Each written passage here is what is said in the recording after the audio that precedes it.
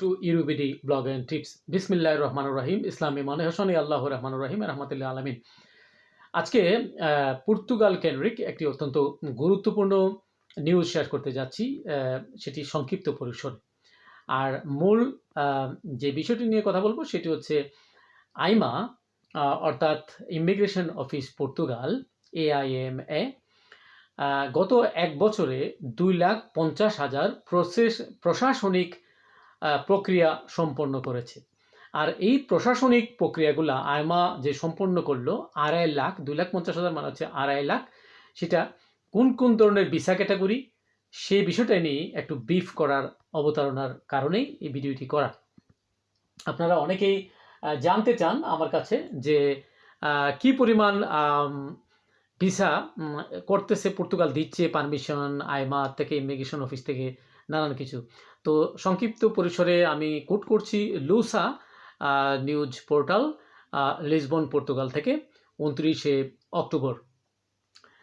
আর এই যে কি পয়েন্ট যেটি রয়েছে সেটি হচ্ছে মূলত এখানে resident visa, family reunification visa, আর হচ্ছে রেসিডেন্স পারমিট ফর ইনভেস্টমেন্ট, সংক্ষেপে আমরা বলতে পারি ARI হচ্ছে ইনভেস্টমেন্ট ক্যাটাগরি। এটা অল্প টাকার ইনভেস্টমেন্ট না, অনেক বড়, অনেক বেশি ইউরো ইনভেস্ট করতে হয় সেখানে করলে। তারপরে ইনভেস্টমেন্ট ক্যাটাগরিতে নিজের রেসিডেন্ট কার্ড পাওয়া যায় পর্তুগালের। তারপরে আপনি ফ্যামিলি রিইউনিফিকেশনের আন্ডারে আপনি এখানে আপনার ফ্যামিলিকে পর্তুগালে আনতে পারবেন। তো এই বিষয়ে বিস্তারিত জানার জন্য আপনারা গুগল সার্চ করতে পারেন investment category visa in Portugal, অর্থাৎ গোল্ডেন ভিসা ইন পর্তুগাল লিখতে পারেন। গোল্ডেন ভিসাও অনেকে একটা ওয়াইডলি নোন একটা ক্যাটাগরি, গোল্ডেন ভিসা হিসেবেও আপনারা সার্চ করে দেখতে পারেন।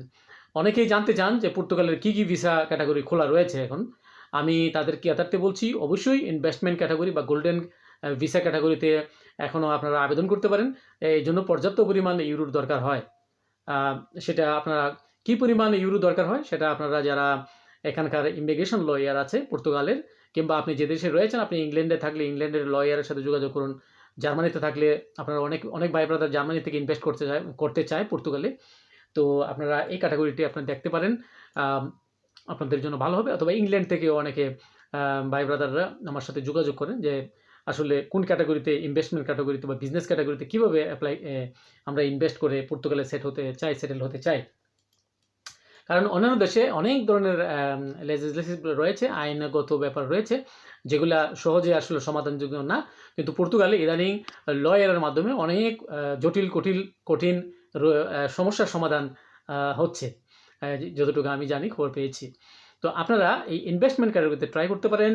আর ট্রাই করতে পারেন ওয়ার্ক ভিসা ক্যাটাগরিতে, জব সিকার ভিসা ক্যাটাগরিতে, স্টুডেন্ট ভিসা ক্যাটাগরিতে, ঠিক আছে।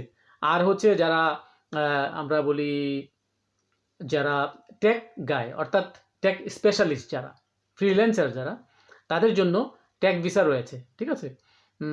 আপনারা এই ভিসা ক্যাটাগরিতে আপনার চেষ্টা করতে পারেন। লং টার্ম ভিসা নিয়ে পর্তুগালে আসলে অবশ্যই আপনারা বৈধ হতে পারবেন। আরেকটি কনসার্ন অনেকেরই, যে বর্তমান পরিস্থিতি যেহেতু সেফ এন্ট্রি বন্ধ, আমরা ভিজিট ভিসায় এসে এখানে বৈধ হতে পারবো কিনা, আমি উত্তর এখনও দিয়ে দিচ্ছি। ভিজিট ভিসায় পর্তুগালে এসে বৈধ হওয়ার সুযোগ রহিতকরণ করা হয়েছে, বাদ দেওয়া হয়েছে। এটা 3রা জুন 2024 সাল হতে এটি আর কার্যকরী নাই। কাজেই এই ভিজিট ভিসায় এসে বৈধ হওয়ার স্বপ্ন আর দেখার কোনো দরকার নাই। আপনারা অন্যান্য যে ক্যাটাগরি রয়েছে আমি একটু আগে বললাম, সেই ক্যাটাগরিগুলো আপনারা চেষ্টা করে দেখতে পারেন। স্টুডেন্ট ভিসা আসতে পারেন, রিসার্চার ভিসা বা স্টুডেন্ট ভিসায় আসতে পারেন, PhD প্রোগ্রাম, মাস্টার্স প্রোগ্রাম, অনার্স প্রোগ্রামে পড়ার জন্য এখানে আসতে পারেন। পর্তুগালের অনেক বড় বড় ইউনিভার্সিটি রয়েছে, সরকারি বেসরকারি মিলিয়ে, আপনারা ট্রাই করতে পারেন। আর পর্তুগাল আসার আগে আমি 2-4টি কথা বলবো, এটি করে আসবেন অবশ্যই, যারা ইনকামের ধান্দা করবেন।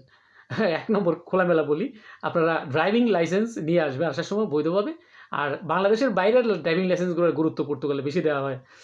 বলে কেন? কারণ বাংলাদেশের বাইরের হলে আপনি 1 থেকে 2 মাসের মধ্যে আপনি এখানে কনভার্ট করতে পারবেন, মানে এক্সচেঞ্জ করতে পারবেন ড্রাইভিং লাইসেন্স পর্তুগালের। আর যদি বাংলাদেশে গিয়ে 6 মাস থেকে এখানে আনেন ও ফার্স্ট রেসিডেন্সি কার্ড পাওয়ার পরে, তাহলে অনেকের ক্ষেত্রেই 3 মাস, 4 মাস, 6 মাস সময় লাগে এটা এক্সচেঞ্জ করতে। আবার অনেকে বলে যে তুমি প্র্যাকটিক্যাল পরীক্ষা দেওয়া এসে IMT-তে, হ্যাঁ, আপনাকে এই সময়সীমা দিবে, সময় দিবে। তারপরে কোন এরিয়াতে আসতে হবে, স্পট কোথায় আইসা আপনাকে এগুলোর উত্তর খুঁজতে হবে। মানে প্র্যাকটিক্যাল ফেস করতে হবে। তারপরে আপনি যদি টিকেন তাহলে আপনার কাজ হবে। এজন্য অনেক ভাই ব্রাদার এখানে গাড়ি কিনে ড্রাইভিং শিখে। প্লাস হচ্ছে অনেকে যারা ভালো পারে তাদের শরণাপন্ন হয়। আর একটু ভালো করে নিজেকে ঝালাই করে নেয়। তারপরে আইএমটিতে গিয়ে ফেস হয়। তো এই ব্যাপারে যারা ড্রাইভিং লাইসেন্স এর ব্যাপারে পর্তুগাল সম্বন্ধে জানতে চান, আশা করি কিছু টিপস পেয়ে গেলেন। আপনার জন্য শুভকামনা রইল, দোয়া রইল। আর অন্যান্য কি ব্যাপার, হ্যাঁ, অন্যান্য আরও কয়েকটা কি পয়েন্ট শেষ দিয়ে আজকের এই ভিডিওটি শেষ করব। কিছু ক্যাশ ক্যাপিটাল নিয়ে আসবেন আসার আগে পর্তুগালে এসেই জব সার্চ করলেই যে জব পেয়ে যাবেন তার কিন্তু কোনো গ্যারান্টি নাই।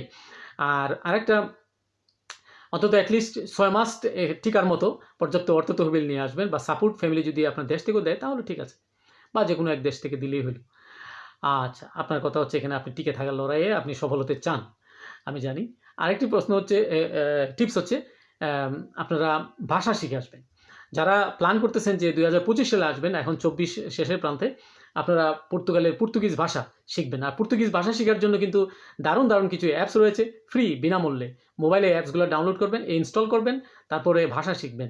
ইংলিশ টু পর্তুগিজ আছে, ঠিক আছে? এগুলো অনেক সহজ এবং প্রোনাউন্সিয়েশন এবং উচ্চারণ সহ এটি। কমন যে ব্যাপারগুলো হচ্ছে, একজন মানুষের সাথে আরেকজন মানুষের দেখা সাক্ষাৎ হলে কী কথা বলতে হবে, এইগুলা। তারপরে 7 দিনের নাম, তারপরে হচ্ছে বিভিন্ন রঙের নাম, ঠিক আছে? কিছু সাবজেক্ট, অবজেক্ট, হ্যাঁ? এগুলা। তারপর আমি, তুমি, সে, এগুলা।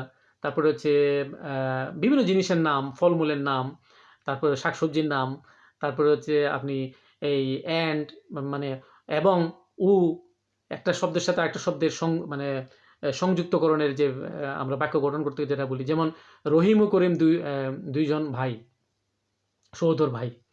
রহিম ও করিম দুইজন সহোদর ভাই। তাইলে রহিম অ্যান্ড করিম। তো রহিমের সাথে অ্যান্ড যুগ হলো, এই অ্যান্ড পর্তুগিজে কি বলে, ঠিক আছে? আর ভাই হলো তো ইরমা, ইরমাও, ঠিক আছে? আর ইরমা হলো ইয়ে। তো ব্যাপারটা হলো এখানে রিলেশনের যে এগুলো আছে, যেমন ভাই, বোন, চাচা, নানা, খালু, দাদা, প্রিয়তমা, বউ, জামাই, হাজব্যান্ড। তো এইগুলোরও কিন্তু পর্তুগিজে অবশ্যই সুন্দর শব্দ রয়েছে, মিনিং রয়েছে। আমি অনেক কিছুই জানি এই ব্যাপারে, বাট এখন এই সংক্ষিপ্ত পরিসরে আর কথা বলছি না। আপনাদের জন্য শুভকামনা। ভালো থাকবেন। আল্লাহ হাফেজ।